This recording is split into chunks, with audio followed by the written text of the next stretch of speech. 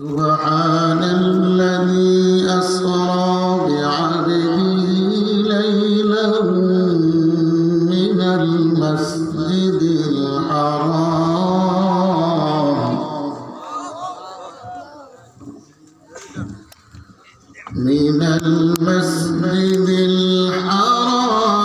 إلى المسجد الأقصى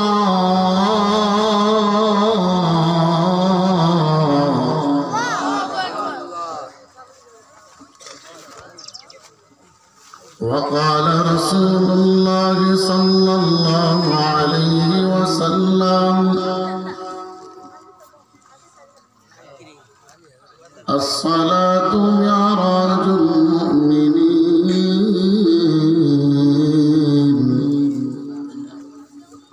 এখন ঠিক আছে সব ঠিক আছে ধরেন না اللهم صل على محمد وعلى آل محمد كما صليت على إبراهيم وعلى آل إبراهيم إنك حميد مجيد اللهم بارك على محمد وعلى آل محمد كما باركت على إبراهيم وعلى آل إبراهيم إنك حميد مجيد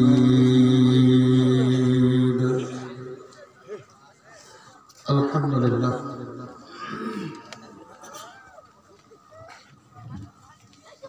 ঐতিহ্যবাহী স্পিকারের সাউন্ড একটু ডিপ লাগবে মাইকের সাউন্ড একটু বাড়া লাগবে আর যারা একুটা যেটা এত বেশি না তাহলে একবার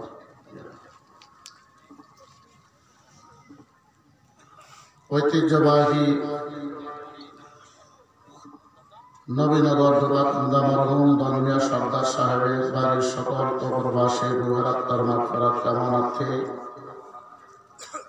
পঞ্চম বাৎসরিক ওয়াজ ও দোয়ার মাহফিলের আজকের সম্মানিত সভাপতি উস্তাদুল আসাতিজা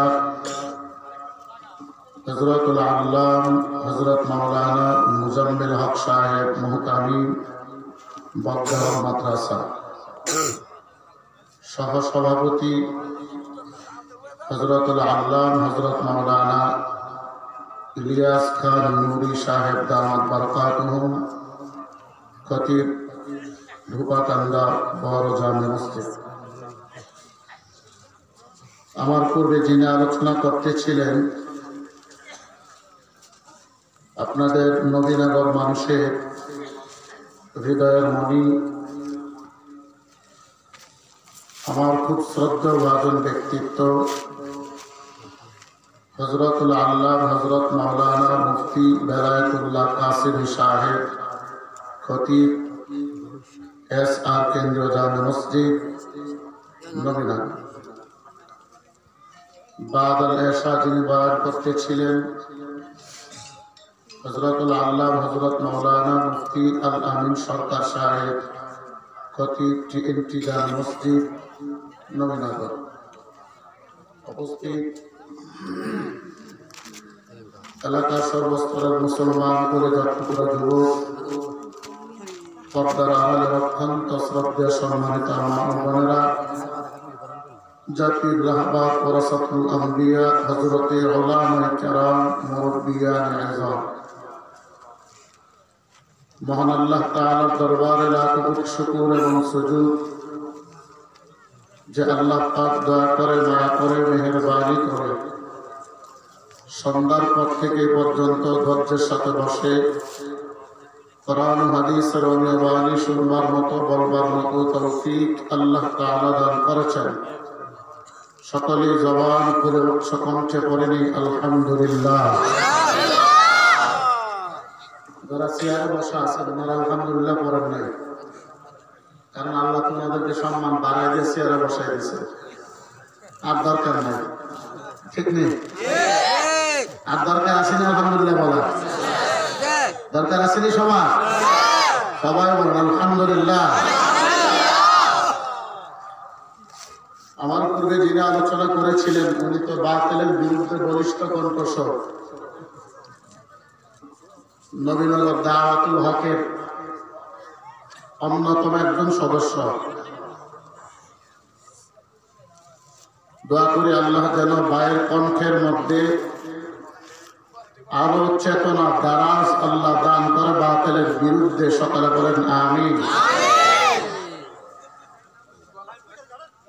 আমি খুব অসুস্থ, এরপর আপনাদের কাছে আসছি শুধু দোয়া নেওয়ার জন্য। আপনাদের প্রোগ্রামটা আমার খুব কাছের মানুষ দুইজন দাওয়াত করছেন, নবীনগর বগরের সোহাগ ভাই, আপনাদের এলাকার ওমর ফারুক ভাই, সিঙ্গাপুর প্রবাসী। কিন্তু আজকে আমি খুব অসুস্থ হয়ে গেছি হঠাৎ করে। গতকাল রাতে পাবনাতে প্রোগ্রাম ছিল, আসার পরে গাড়ি নষ্ট হয়ে গেছে হঠাৎ করে। সারা রাত পাবনাতে রাস্তায় বসা, রাত 3টায় গাড়ি নষ্ট হয়েছে, মিটার পাইনি। সকাল 10টায় মিটার আসছে, গাড়ি ঠিক করতে করতে 12:30 বাজছে। পাবনা থেকে সরাসরি আপনাদের এখানে আসছে, এখন ঘুম নাই। ওই গতকাল রাতে খানা খেয়েছি, আর আজকে এখন খানা খাইলাম আপনাদের এখানে। আপনাদের কাছে আসছি ইনশাল্লাহ, দোয়া করবেন তো সবাই? পিছনের মানুষ দোয়া করবেন না মনে হয়? সবাই করবেন? তো জিনার বাড়িতে দাওয়াত খাইছি, অনেক ভালো মনের মানুষ। আমার কিভাবে খাওয়া যায় শুধুই চিন্তা। আমি বললাম বাজার আমার এভাবে দিয়ে না, আমি খানাতে খুব দুর্বল। উনি আমরা খুব খেলাখেলি করে দিচ্ছেন। কথাই বুঝলাম সরল মনের মানুষ, ভালো মনের মানুষ। আল্লাহ যেন আমার বাগানকে, ওনার পরিবারের প্রত্যেকটা সদস্যকে কবুল করে বলেন আমিন। আমি আপনাদের সঙ্গে সূরা বনী ইসরাঈলের প্রথম আয়াত এর একটা অংশ তিলাওয়াত করেছি। এই আয়াতের মধ্যে আল্লাহ তাআলা নবীজি মেরাজ সম্পর্কে আলোচনা করেছেন। নবীজি সরাসরি আল্লাহর কাছে গেছেন, আল্লাহকে দেখছেন, কথা বলছেন, মেরাজ করছেন। তো আমাদের মেরাজের দরকার আছে কি না? সবাই বলেন আছে কি নাই? কিভাবে করবেন? রকেট দিয়ে আল্লাহর কাছে যাবেন? নবীজি বলছেন as-salatu mi'rajul mu'minin। যখন আমরা নামাজে দাঁড়াই, আমাদের নামাজটাই হলো আল্লাহর সঙ্গে আমাদের মেরাজ। চিল্লায় বলুন আল্লাহু আকবার। তো দুনিয়ার মধ্যে মানুষ ব্যবসা বাণিজ্য করলে, মা বাবা মারা গেলে, ছেলে মেয়ে যদি মারা যায়, দুনিয়াবি কোনো টেনশন যদি থাকে, আর মনটা দুর্বল থাকে, খারাপ থাকে, তখন দেখবেন আশেপাশের বন্ধু যারা আছে ওনারা পরামর্শ দেয়, ভাই মন খারাপ করে বাড়িতে বসে লাভ নাই, ব্যবসাতে যাও, নয়তো চলো কয়েকদিন ঘুরে আসি, বেড়ায় আসি, কক্সবাজারে, সিলেট, ভোলাগঞ্জে। কয়েকদিন ঘুরে আসলে তার মনের দুঃখ কষ্টগুলো যা আছে এগুলো একটু কমে যায়। তো ঠিক তেমনি আল্লাহর নবীকে আল্লাহ বলছেন, নবী আমার, আপনি কালিমার দাওয়াত দেন মক্কায়। নবীজি যখন কালিমার দাওয়াত দেওয়ার জন্য গেলেন, মক্কার কিছু বেঈমানেরা আল্লাহর নবীকে আঘাত করেছেন, হত্যা করার চেষ্টা করেছেন।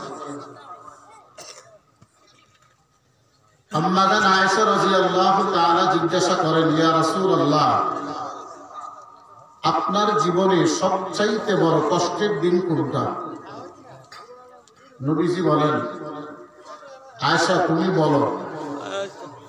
আম্মা জান আয়েশা বললেন, নবী আমার মনে হয় আপনার জীবনের সবচাইতে বড় কষ্টের দিন হলো উহুদের দিন। নবীজি বললেন, আপনার এমন মনে হলো কেন? আম্মা জান আয়েশা বলেন, উহুদের ময়দানে আপনার দান শহীদ হয়েছে, এমন কি উহুদের যুদ্ধের ময়দানে ছড়ায় গেছে, আপনি শাহাদাত বরণ করেছেন, আপনাকে তালাশ করে পাওয়া যাচ্ছে না। সাহাবায়ে কেরাম মনের দিক থেকে একটু দুর্বল হয়ে গেছে। আমরা কার জন্য যুদ্ধ করব? যে নবীর জন্য করব, নবী তো শাহাদাত বরণ করেছেন। আল্লাহর নবী ডাক দিয়া বলেন, আয়েশা, আমার জীবনে সবচাইতে বড় কষ্টের দিন উহুদের দিন না, সবচাইতে বড় কষ্টের দিন হলো আমার তায়েফের দিন। চিল্লায় বলেন আল্লাহু আকবার। সবাই আওয়াজ দিতে পারবেন তো ইনশাআল্লাহ?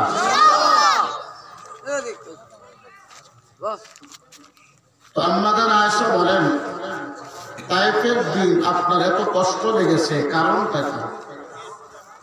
নবীজি বলেন, এই তায়েফে আমার শিশুকাল, বাল্যকালটা আমি কাটাইছি। ওই তায়েফেই আমি কালিমার দাওয়াত নিয়ে গেলাম। তায়েফের মানুষ আমাকে রক্তাক্ত করেছে, আমাকে আঘাত করেছে।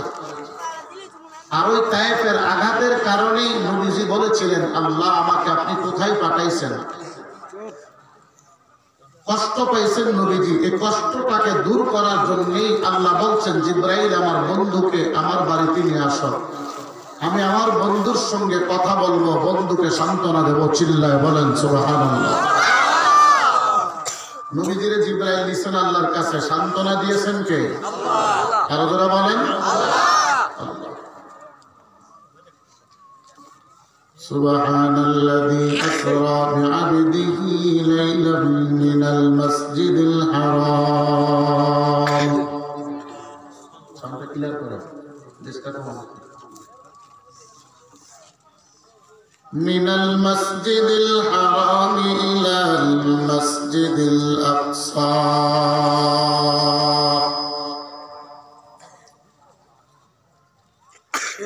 আল্লাহ তাআলা বলেন, আমি আমার বন্ধুকে মসজিদে হারাম থেকে মসজিদ আকসা পর্যন্ত ভ্রমণ করিয়েছি।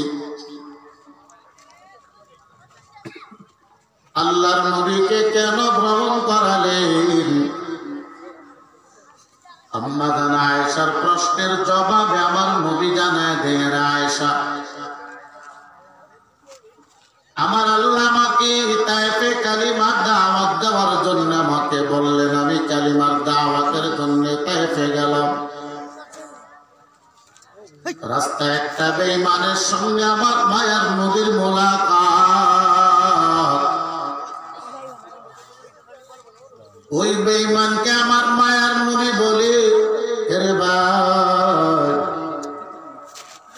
দুনিয়াটা তোমার জন্য চিরস্থায়ী না, দুনিয়াটা হলো ক্ষণস্থায়ী। কালিমা গ্রহণ করে নাও, কালিমা গ্রহণ করলে জান্নাতি, না গ্রহণ করলে হবে জাহান্নামী, আগুনের শাস্তি পাওয়া লাগবে। ওই বেঈমান ডাক দেয়া কয়, মুহাম্মদ চলো, আমাকে একা দাওয়াত দিয়ে কোনো লাভ নাই। তায়েফের বাজারে বহু মানুষ বসা, বাজারে গিয়ে দাওয়াত দাও, অনেকে কালিমা পড়ে নেবে। আমার মায়ের নবী সরল মনের মানুষ, তায়েফের বাজারে গিয়ে আমার নবীজি কালিমার দাওয়াত দিলেন, যুবকদেরকে দাওয়াত দেন। ওই দিকে বেঈমান পিছন থেকে ডাক দেয়া বলে, রে তায়েফের যুবক, এই হলো আব্দুল্লাহর বেটা মুহাম্মদ, আম্বু মূর্তির বিরুদ্ধে কথা কয়, মুহাম্মদকে হত্যা করে দেয়। এই কথাটা বলতে দিবি, আমার নবীজির গায়ে পাথর দ্বারা আঘাত করতে তায়েফের যুবকেরা দেরি করেন না। আমার নবীর দেহটা বড় বড়, নবীজির দেহটা ছিদ্র হয়ে রক্তগুলো তায়েফের ময়দানে দরদর করে পড়তেছে। আমার নবী চোখের পানি ছেড়ে কাঁদে আর বলে, তায়েফের যুবক,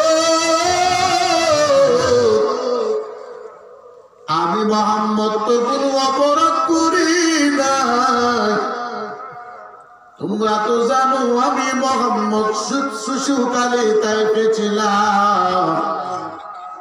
আমি মোহাম্মদ কেমন আমার মা নাই, আমার বাবাও না।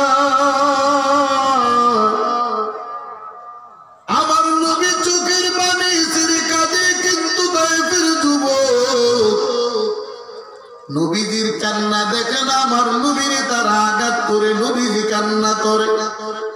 কান্না করতে করতে আমার মায়ার নবী একটা আঙ্গুর বাগানে গিয়া গাছের সঙ্গে হেলান দিয়ে আকাশের দিকে তাকাইয়া কাঁদে। আল্লাহ ডাক দেয়া কই, জিবরাইল তাড়াতাড়ি যাও আমার বন্ধুরে সান্ত্বনা দিয়া দাও। জিবরাইল আবার নবীর কাছে আইসা কয়, নবী আপনি টেনশন করবেন না, কারণ তাইফের মানুষের ব্যবহার স্বয়ং আল্লাহ নিজে দেখেছেন। নবী আপনি অনুমতি দেন, তাইফের পাহাড়গুলো ধ্বংস করে দেন।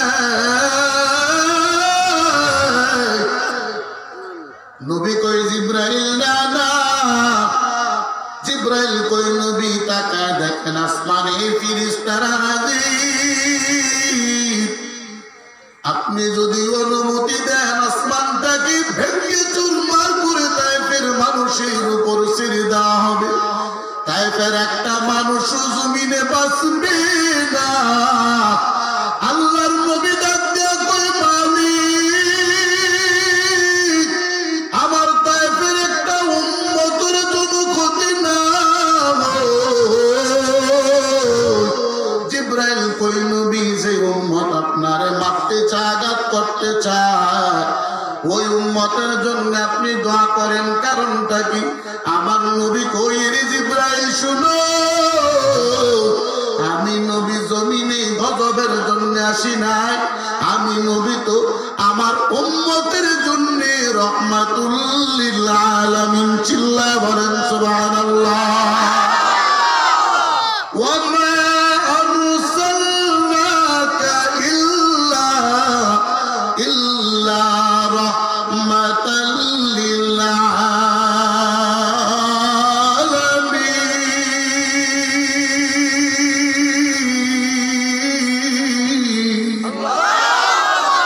কালামে জিন্দা কুরআনে হাকিম, হিকমতে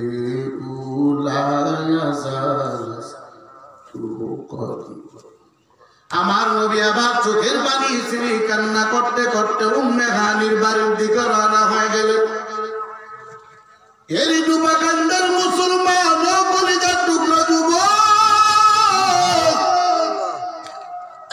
আমার মায়ের নবী উম্মে হানির ঘরের মধ্যে রাতের বেলা ঘুমায়। এ মুসলমান, আমার নবী তাইফের মানুষের ব্যাপারে কেন বদদোয়া দেন নাই? কারণ আমার নবীজি যেই বছর জন্মগ্রহণ করেছেন মক্কায়, ওই বছর মক্কার সব ছোট ছোট বাচ্চাগুলোরে ভিন্ন শহরে দেওয়া হতো। মানুষের আয়সা বড় লোকের সন্তান গুরুরে 2 বছরের জন্য নিয়ে নিত। 2 বছর লালন পালন করে দিবা, মোটা অঙ্কের টাকা দেওয়া হতো, মোটা অঙ্কের বকশিশ দেওয়া হতো। ওই বছর তায়েফ থেকে একটা কাফেলা মক্কার দিকে রওনা।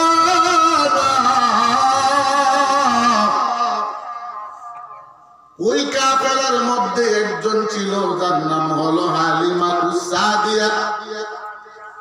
হালিমার উটটা বড় দুর্বল। অন্যান্য মানুষের সঙ্গে হালিমার উটটা সামনে আগাইতে পারে না। মনে করেন ওই তায়েফ হলো রাদিঘাট বাস স্টেশন,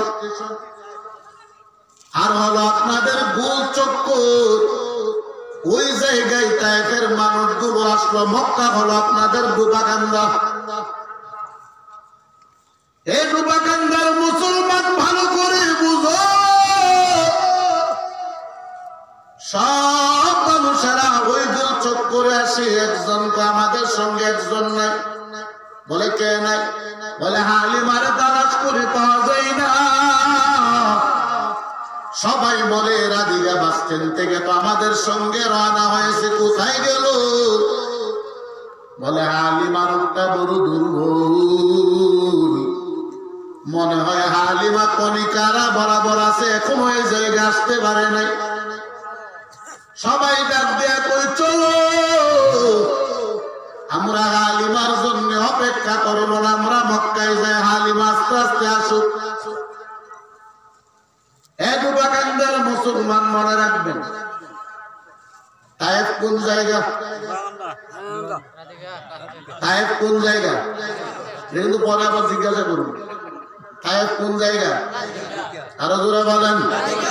আর হালিমা যা হারাইছে তারা টের পাইছে কোন জায়গায়? হ্যাঁ, গোলচক্কর। আর মক্কা কোন জায়গায়? দুবাকান্দা মক্কা। সবাই কই চলো মক্কায় চলো। মক্কায় চলে আসছেন সবাই, হালিমা এখন আসে না, কারণ হালিমা এখনো কণিকারাই, বড় দুর্বল। মক্কায় সবাই এসব বড় লোকের সন্তান গুলোরে দত্তক নিয়ে আনি, কিন্তু আমার নবীজির ঘরে কেউ যায় না, কারণ সবাই জানে আমার নবীর আব্বা নাই। এতিম সন্তান, এই সন্তানটারে নিলে আমরা কিচ্ছু পাবো না, টাকাও পাবো না, বকশিস পাবো না। অযথা 2 বছর লালন পালন করা লাগবে, দরকার নাই, বড় লোকের সন্তান নিয়ে নেই। সবাই বড় লোকের সন্তান নিয়ে আবার রানা হয়ে গেল তায়েফের দিকে। যাওয়ার পথে যখন গোলচক করে গেল, তাকায় দেখে হালিমা গোলচক করে ঢুকলেন। হালিমা কোথায়? আর তারা বাচ্চা নিয়ে গেল কোথায়? গোলচক করে রাধিকার দিকে রওনা। হালিমা ডাক দেখো, রে আমার এলাকার মানুষ বলো, মক্কায় আর কোন বাচ্চা আসেনি, আমি হালিমা আনতে পারবো নি। সবাই কই না না, মক্কায় বাচ্চা নাই, তবে একটা বাচ্চা আছে, বাচ্চাটা বড় এতিম। আমরা কেউ বাচ্চাটা আনি নাই, কারণ বাচ্চাটা আনলে টাকা পাবো না, পুরস্কারও পাবো না। হালিমা ডাক দেয়া কই স্বামী চলো, তাদের সঙ্গে বাড়িতে চলে যায়, মক্কায় যাওয়ার দরকার নাই। হালিমার স্বামী, তার মনটা ছিল বড় দুর্বল। হালিমা তো সাদিয়ার স্বামী কই রে বিবি, না নার্সি যেহেতু যে কোনো একটা বাচ্চা নিয়ে যাবো, খালি হাতে যাব না। সুবহানাল্লাহ। হালিমা কই রে স্বামী, এতিম বাচ্চা নিয়ে কি করব? নিজেই তো খাইতে পারি না, বড় গরিব। স্বামী কই চলো দেখি, বাচ্চা পছন্দ হইলে নিয়ে আসবো, পছন্দ না হইলে খালি চলে যাবো তায়েফে। মক্কায় ঢুকলে একজনকে জিজ্ঞাসা করে, ভাই আমেনার ঘর কোনটা? জিনারে জিজ্ঞাসা করছেন, তিনি হলেন আব্দুল মুত্তালিব। চিল্লায় বলেন সুবহানাল্লাহ। কারে জিজ্ঞাসা? নবীজির কি হয়? আরো জোরে বলেন। সাধারণ মানুষ। ওই আব্দুল মুত্তালিব ছিল খানায়ে কাবার মুতাওয়াল্লি, সভাপতি। আবরাহা হস্তি বাহিনী কাবা ভেঙ্গে চুরমার করে ফেলবে। ওই আব্দুল মুত্তালিবের কাছে খবর দিল, আব্দুল মুত্তালিব কিছুই বলে নাই। অবশেষে আব্দুল মুত্তালিবের উট বেড়া দুম্বা গুলো সব আটকে দিল আবরাহা। এবার কাবার সামনে বড় হস্তি বাহিনী নিয়ে আসলেন। আইসা তো আব্দুল মুত্তালিবকে খবর দাও, এরে আব্দুল মুত্তালিব শুনো, তোমার ঘর আমি ভেঙ্গে ফেলবো। আব্দুল মুত্তালিব কিছুই বলে না, বলে আমার দুম্বা দাও, আমার বেড়া দাও, আমার উটগুলো ফিরে দাও। আবরাহা, এরে আব্দুল মুত্তালিব, তোমার উটের মায়া আছে কিন্তু তোমার ঘরের মায়া নাই। আব্দুল মুত্তালিব কয়, এরে আবরাহা, এটা আমার ঘর না, এটা হলো আমার আল্লাহর ঘর, যার ঘর তিনি হেফাজত করবে। চিল্লা বলেন সুবহানাল্লাহ। টাকা? আরো জোরে বলেন। হেফাজত করবে কে? আব্দুল মুত্তালিব বলে দিলেন, এবার খানায় কাবার কালো গিলাফি দিয়ে আব্দুল মুত্তালিব ধরিয়া চুম্বন দিয়ে আল্লাহ রাখে, আল্লাহ আবু রাহা বড় শক্তিশালী বাদশাহ, আমি আব্দুল মুত্তালিব বড় দুর্বল, আমি আবু রাহার সঙ্গে পারবো না।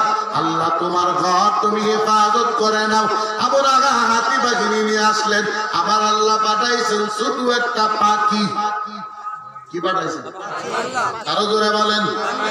পাখি পাঠাইছে। আবু রাহা এগুলো যুদ্ধ করবে আমার সাথে। আব্দুল মুত্তালিব কয়, হ্যাঁ এগুলো যুদ্ধ করবে। টুটের মধ্যে ছোট ছোট কণা পাথর নিয়ে হাতির মধ্যে ছেড়ে দেয়। হাদিসের মধ্যে বলে হাতির পিঠের মধ্যে পড়ে, তার পেট ছিদ্র হইয়া তার উরুনি নিয়ে জমিন পর্যন্ত ছিদ্র হয়ে যায়। বলে পাখির ঠুটের মধ্যে তো পাওয়ার। বলে না না, পাখির ঠুটে এত পাওয়ার না, পাওয়ার দিয়েছেন একমাত্র আমার আল্লাহ। বলেন না সুবহানাল্লাহ। পাওয়ার দিয়েছেন কে? ওই আব্দুল মুত্তালিবকে জিজ্ঞাসা করে, আব্দুল মুত্তালিব আমেনার ঘর কার? আব্দুল মুত্তালিব তো যে দেখা যায় আমেনার ঘর। হালিমাতুস সাদিয়া আমেনার ঘরের সামনে হাজির। স্বামীরে কই, স্বামী আপনি বারান্দায় দাঁড়ান, কারণ শুনেছি এই বাড়ির মধ্যে কোন পুরুষ নাই, সব মহিলা। আপনি যেতে পারবেন না, আমি ভেতরে যাই। যদি সন্তানটাকে পছন্দ হয় আমি নেব, পছন্দ না হলে নেব না। এবার হালিমা ভেতরে ঢুকলেন, দরওয়াজায় গিয়ে সালাম দিলেন আমেনাকে, আসসালামু আলাইকুম। আম্মা জান আমেনা জিজ্ঞাসা করে, আপনি কে? বলে আমি হলাম হালিমাতুস সাদিয়া। আম্মা জান আমেনা কই, তুমি কে? তোমার নাম শুনি নাই, তোমারও চিনি না। হালিমা কয়, আমেনা আমারে চিনবা না, কারণ আমি কুরাইশ বংশের কেউ না, আমি তায়েফ থেকে এসেছি তোমার সন্তান নেওয়ার জন্য। আমেনা চোখের পানি ছেড়ে কাঁদে আর কয়, রে হালিমা তুমি কি বুঝে শুনে এসেছো নাকি এমনি চলে আসছো? হালিমা বলে, কেন? বলে সকাল থেকে আমি আমেনার কানের মধ্যে বহু উটের পায়ের আওয়াজ, ঘোড়ার পায়ের আওয়াজ, কত বাচ্চার চিৎকারের আওয়াজ। ওই আমার ঘরে কেউ তো আমার সন্তানকে নেওয়ার জন্য আসে নাই, কারণ আমার সন্তানটা বড় এতিম। এরে হালিমা তুমি কি নিবা? হালিমা কয়, আমেনা তোমার সন্তানটা আমাকে দেখাও, যদি পছন্দ হয় নেব। সুবহানাল্লাহ। কি হইলে নেব? পছন্দ হইলে নেব, পছন্দ না হইলে নেব না। হাদিসের মধ্যে লেখেন, নবীজির এইভাবে শরীরটা ঢাকা একটা সাদা কাপড় দিয়া। আম্মা জান আমেনাকে, আলিমা দেখো। হালিমা কয়, আমেনা দেখা যায় না, উপরে কাপড়টা একটু সরাও না, আমি দেখি তোমার সন্তানটা কেমন। আমেনা আবার নবীজির চেহারা থেকে কাপড়টা সরাইলেন। আল্লাহর কসম, হালিমা দেখে কয়, এত সুন্দর বাচ্চা জীবনে কোনদিন আমি হালিমা জমিনে দেখি না। দেখবেই বা কেন, আমার নবীর চাইতে সুন্দর কেউ আছে? আরো জোরে বলেন। এবার হালিমা দাঁড়াইয়া মনে মনে চিন্তা করতেছে, কাউকে বলে না, যদি বাচ্চাটা আমার দিকে একটা নজর তাকাইতো। হালিমা কয়, আল্লাহর কসম, আমি আমেনাকেও বলি নাই, আমেনার দাসী উম্মে আইমানকেও বলি নাই। আমি মনে মনে মনে মনে একটা কল্পনা করতেছি, বাচ্চাটা যদি আমার দিকে তাকাইতো বুঝতাম অন্ধ নাকি ভালো। হালিমাকে আমি চিন্তা আমার শেষ হতে দিই। তাকায় দেখলাম শিশু মোহাম্মদ দুইটা চোখের পাতাগুলো গোলাপের পাপড়ির মতো খুলে আমি হালিমার দিকে তাকাই রইছে। হালিমাকে আমি আশ্চর্য হয়ে গেলাম, আমি তো কাউরে বলি নাই শিশু মোহাম্মদের চোখ খোলার জন্য। মনে মনে মনে মনে কল্পনা করতেছি, ওই কল্পনা বাস্তবায়ন করেছেন কে? আরো জোরে বলেন।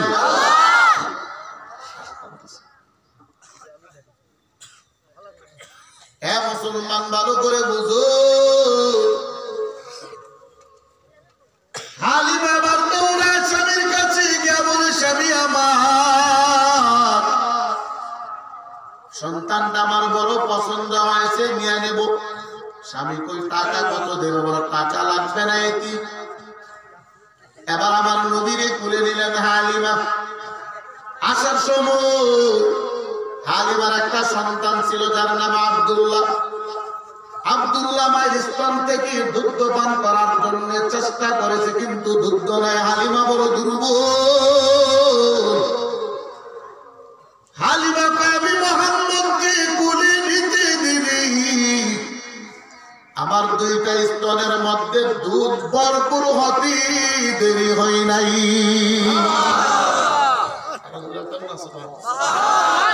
পিছনে মানুষ রাগ করছেন নাকি? হ্যাঁ, হালিমা কয়, আমি আবার মুহাম্মদকে নিয়ে আমার উটের পিঠের মধ্যে সওয়ার হইলাম। উঠে পিঠে সওয়ার হইতে ধীরে উট এত স্পিডে তাইফের দিকে রওনা। ওই যে মনে আসেনি তাইফের কাফেলার সঙ্গে কোথায় দেখা হয়েছিল? যার মনে নাই এরা আওয়াজ বুঝবে, শুনে না। ভুল চক্করে দেখা হয়েছিল। তাইফের লোকদেরকে হালিমা বাচ্চা নিয়ে এবার রওনা হলেন। কণিকারা গিয়ে তাদের সঙ্গে হালিমার সাক্ষাৎ। সুবহানাল্লাহ বলতেন। কোথায় গিয়ে সাক্ষাৎ? তাইফের সবাই ডেকে করে, হালিমা এটাই কি তোমার যাওয়ার সময়ের উট? হালিমা কয়, হ্যাঁ। বলে, যাওয়ার সময় তুমি রাদিগা থেকে রওনা করলাম, আমরা মক্কায় গেলাম, তুমি কণিকারা। আর এখন আমরা মক্কা থেকে গোল চক্কর হয়ে কণিকারা আসলাম, তুমি কিভাবে মক্কায় গেলা বাচ্চা নিয়ে আবার আমাদের সঙ্গে চলে আসছো? তোমার উটে তো শক্তি কোথায় পাইল? হালিমা কয়, আমি জানি না। বলে, তোমার স্বামী জানেনি? বলে, না না, স্বামীও জানে না, আমার সন্তান আব্দুল্লাহ জানে না। তবে হ্যাঁ, আমার মনে হয় এই শক্তির কথাগুলো স্বয়ং মক্কার শিশু মুহাম্মদ জানে। চিল্লায় বলেন সুবহানাল্লাহ। এ মুসলমান, লম্বা ঘটনা। ওই হালিমাতুস সাদিয়া আমার নবীর নিয়ে তাইফে লালন পালন করেছেন। ওই তাইফের মানুষগুলো আমার নবীর আঘাত করেছেন। নবীজি আবার রাতের বেলা উম্মে হানির ঘরে ঘুমায়। জিবরাইল চালটা ছিদ্র করে নবীজির ঘরের মধ্যে ঢুকে গেলেন। নবীর নিয়ে হাতিমেকে আবার সামনে এলান দেয়া বসাইলেন। নবীজি এই সিনাটাকে দুইটা ভাগ করলেন, কেটে ফেললেন। নবীজির কলিজাগুলো গিলাগুলো যা আছে সব বাগির করে ফেললেন। জমজমের পানি দ্বারা দৌত করিয়া নবীজি কয়, আমি দেখলাম জিবরাইল একটা স্বর্ণের পেয়ালার মধ্যে দুইটা জিনিস নিয়ে আসছে। একটা হলো ইলম, 2 নম্বর হলো হিকমত। নবীজির ভেতরে ঢুকাইয়া জমজমের পানি দ্বারা দৌত করিয়া আবার সালাই করে দিলেন। এর নবীর ঘরের মুসলমান শুনো, বর্তমান মানুষের ওপেন হার্ট সার্জারি করা হয়নি? বলে, এটা কোথায় থেকে শিখছে? বলে, দুনিয়ার কেউ বানাই নাই। আমার নবীরে জিবরাইল ওপেন হার্ট সার্জারি করে দুনিয়ার মানুষদেরকে শিখাই দিয়েছেন। চিল্লায় বলেন সুবহানাল্লাহ। এবার জিবরাইল কই, নবী চলেন, আপনি সামনের দিকে বাড়েন। আমার নবীর নিয়া একটা পাহাড়ের উপর নামাইলেন। ও নবী, আপনি জায়গায় 2 রাকাত নামাজ আদায় করেন। নবী কই, জিবরাইল এটা কোন জায়গা? জিবরাইল কই, নবী এটা হলো আপনার ভাই হযরত মুসা কালিমুল্লাহ। এই তুর পাহাড়ে সরাসরি আল্লাহর সঙ্গে কথা বলতেন। আপনি এই জায়গায় 2 রাকাত নামাজ আদায় করে নেন। এবং নবীজি 2 রাকাত নামাজ আদায় করলেন। জিবরাইল কই, নবী চলে। এবার নবীর একটা জঙ্গলে নামাইলেন। ও নবী, আপনি 2 রাকাত নামাজ এই জায়গায় পড়েন। নবী কই, জিবরাইল এটা কোন জায়গা? জিবরাইল কই, নবী এটা হলো আপনার ভাই হযরত ঈসা পয়গম্বর। বাবা ছাড়া শুধু মায়ের এই জায়গায় জন্মগ্রহণ করেছেন। ও তো বাগানদার মুসলমান বলো, আমার আল্লাহ বাবা ছাড়া সন্তান দেওয়ার ক্ষমতা আমার আল্লাহর আসেনি? আরো জোরে বলেন, আছে কিনা? নাকি আল্লাহ দুর্বল? বলে মা ছাড়া সন্তান দেওয়ার ক্ষমতা আসেনি। এ মুসলমান বুঝো, আল্লাহ আদম নবীরে বানাইছেন, মা আসেনি? বাবা আসেনি? আম্মা জান হাওয়ারে বানাইছেন, মা আসেনি? শুধু আদম নবীর মাধ্যমে বানাইলেন। হযরত ঈসা নবীর আল্লাহ বানাইলেন, শুধু মায়ের মাধ্যমে জমিনে দিলেন, বাবা নাই। এ মুসলমান ভালো করে বুঝো, এখানে আল্লাহ বুঝে দিলেন আমি আল্লাহ যা পারি দুনিয়ার মরা ভণ্ড পীরেরা তা পারে না। কথা ঠিক কিনা? হিন্দুর বান্ধব যুবকরা ভণ্ড মাজারের মধ্যে দৌড়ে আসেনি? আমার নবীনগর মাজার আসেনি? আসার সময় তো দিকে নেবেন। হ্যাঁ মুসলমান, মাজারওয়ালার কোনো ক্ষমতা আসেনি? হ্যাঁ আছে মনে আওয়াজ বোঝা যায়? আছে মাজারওয়ালার ক্ষমতা আসেনি? এই মাজারওয়ালা নিজে জান্নাতে যাবে গ্যারান্টি মাজারওয়ালা দিতে পারবে না। আপনারা কেমনে নিব? এরপরও তার কিছু বন্ধর আপনার বাবার কাছে মনে ধরলে নামাজ রোজা কিছু লাগে না। কথা ঠিক নেই? এই যে বান্দারের মুরিদ, ইউটিউবের মধ্যে তার কথাটা আছে, সে বলে বাবার কাছে ভান্ডারের কাছে মুরিদ হলে নামাজ রোজা কিছু লাগে না, কবরে গেলে আমগো ভান্ডারেই আমাদেরকে জান্নাতে নিয়ে যাবে।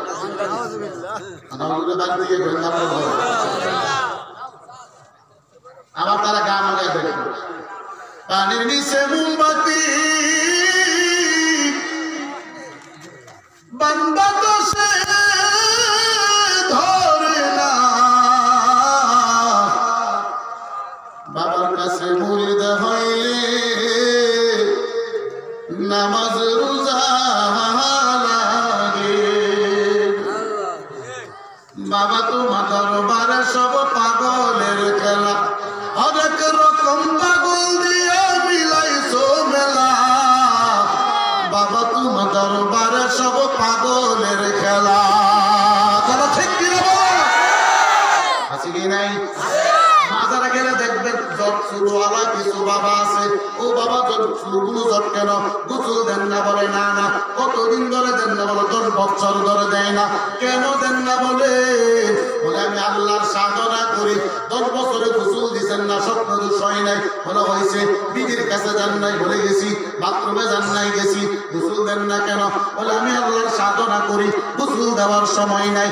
আমি বলবো এরে খারাসের খারাস, নাপাক শরীরে আল্লাহর সাধনা করে দেয় না, নাপাক শরীরে সাধনা হয় শয়তান ইবলিসের। কথা ঠিক কিনা? নাপাক শরীরে আল্লাহর সাধনা হয় না।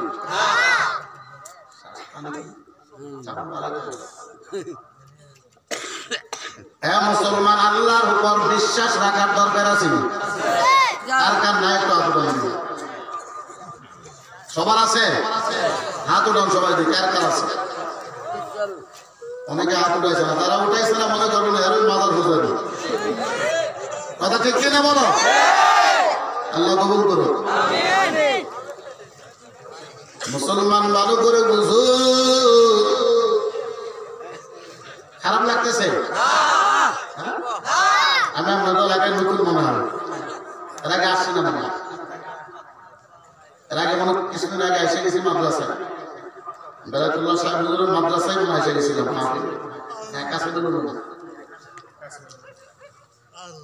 মুসলমান ভালো করে বুঝো। জিবরাইল আমার নবীরে কয়, নবী আবার সামনের দিকে বাড়েন। নবীরে আবার উপর থেকে একটা সাদা জায়গা দেখায়। জিবরাইল কয়, নবী এই জায়গাটা চিনিনি? নবী কয়, না না আমি চিনি না, কারো এই জায়গা আমি নবী কোনদিন আসি নাই। জিবরাইল কয়, নবী এই জায়গাটার নাম হলো ইয়াসরিফ, তবে অচিরেই আপনি মক্কা থেকে হিজরত করে এই জায়গা আপনার আসা লাগবে। আর আপনি যখন আসবেন এই জায়গাটার নাম হবে মদিনাতুল মুনাওয়ারা। চিল্লায়া বলেন সুবহানাল্লাহ। ওই মদিনার মসজিদ আছে কিনা? আরো জোরে বলেন। সবাই চিনি না? মদিনার নাম শুনছেন নি? ওই মদিনায় যাইতে রাজি আছে তো সবাই? কারা কারা রাজি একটু হাত উঠান, আল্লাহ দেখেন। আল্লাহ সব ভাইকে কবুল করে বলে না। ওই আমার লাল চাদর ভাই হাত ওঠা না, মদিনা যাইতো না মনে হয়। হলুদ চাদর ভাই আমার পিছিয়ে দিকে চালা। আল্লাহ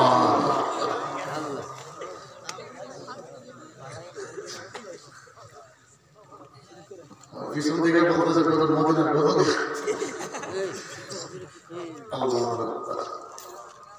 গজল শুনবেন? হ্যাঁ,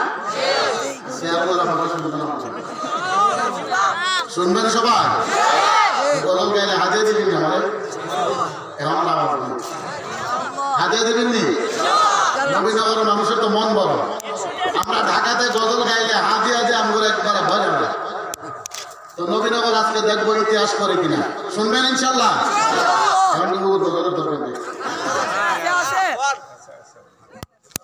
আমি যখন ইশারা দেবো আপনারা আমার সাথে বলবেন ইনশাল্লাহ। পারবেন তো? তবে জোরে আওয়াজ, আস্তে আওয়াজ দিলে হবে না। মনে বড় আশা ছিল যাব মদিনা, সালাম আমি করব গিয়ে, সালাম আমি করব গিয়ে নবীজির রওজা।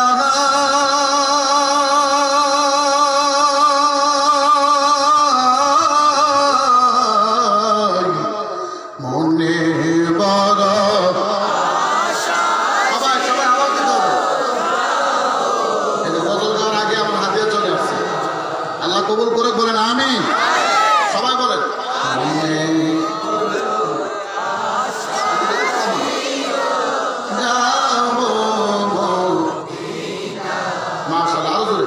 মনে বড়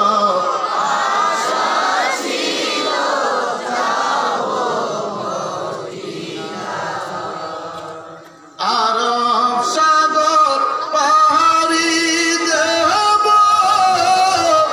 নেই কো আমার তরি,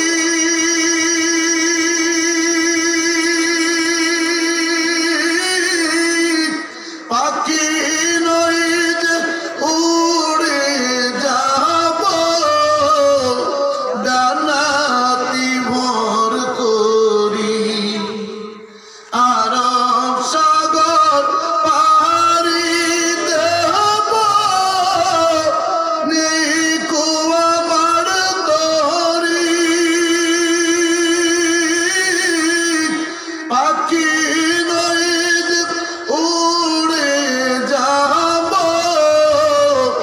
ডানাতি ভোর করি। আমার আশায় আছে সম্বল নাই, আশায় আছে সম্বল নাই, করি কি উপায়।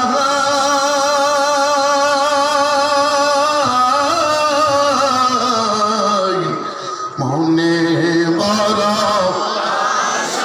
মাশাআল্লাহ মাশাআল্লাহ।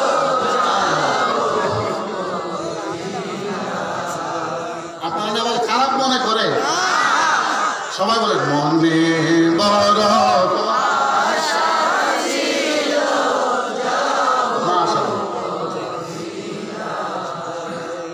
কাফেলাতে কে যাও তুমি,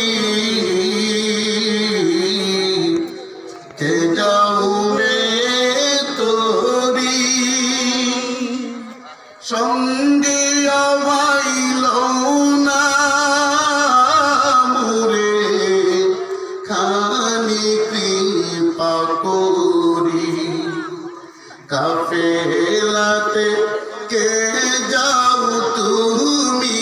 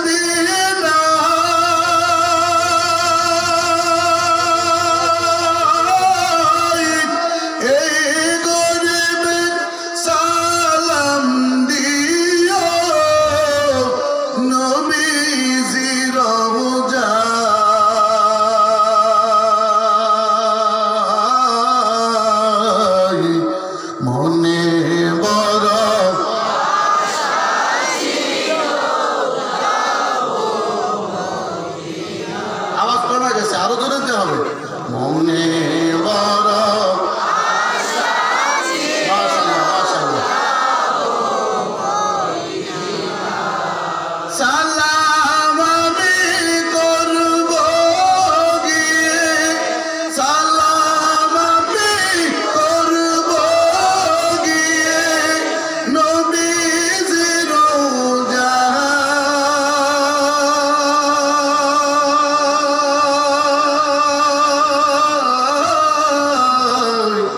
মনে বড়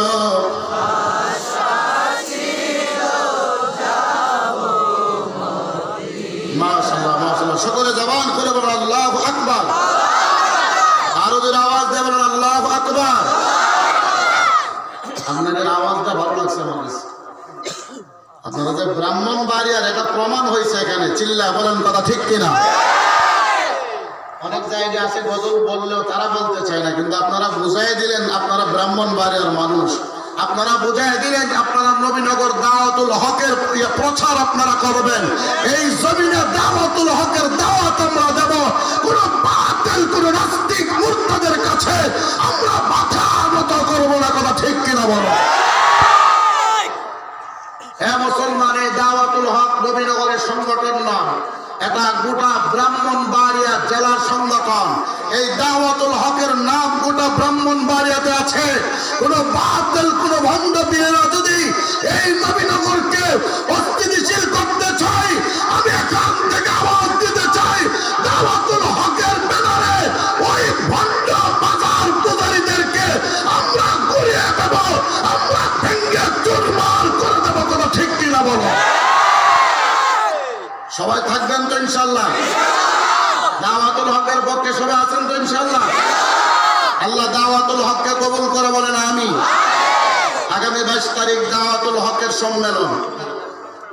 আগামী সবাই বলেন আগামী দাওয়াতুল হকের সম্মেলন 23 তারিখ আবার আমি আসতেছি এখানে লাফাঙ্গে।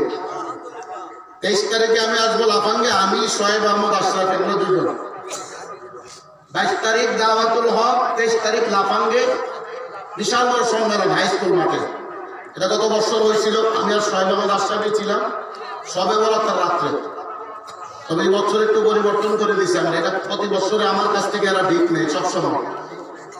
এটা 23 তারিখে দেওয়া হয়েছে। আরেকটা হলো নবীনগর নবীপুর, ওইটা হলো 27 তারিখ, ওইটাও আমি করি, আমার কাছ থেকে তারা ঠিক নেই। তবে এই বছর আমি আসবো না, আমার খালি নেই, ফেব্রুয়ারি পুরা রমজান পর্যন্ত ফিলাম। তাদের এখানে আসবে অন্য আলোচক, ভালো আলোচক আসবে। আমার মহাব্বতের ভাই সোহাগ ভাই দাওয়াত দিয়ে দিয়েছেন আব্দুল কাইয়ুম মিয়াজিকে, আসবেন সবাই, যাবেন ইনশাআল্লাহ। যাবেন তো সবাই ইনশাআল্লাহ? রাগ হয়েছিল আমার সাথে? হ্যাঁ, মুরব্বীরা রাগ হয়েছে। চলবে নাকি শেষ করে দেবো? চলবে চলবে। হ্যাঁ আল্লাহ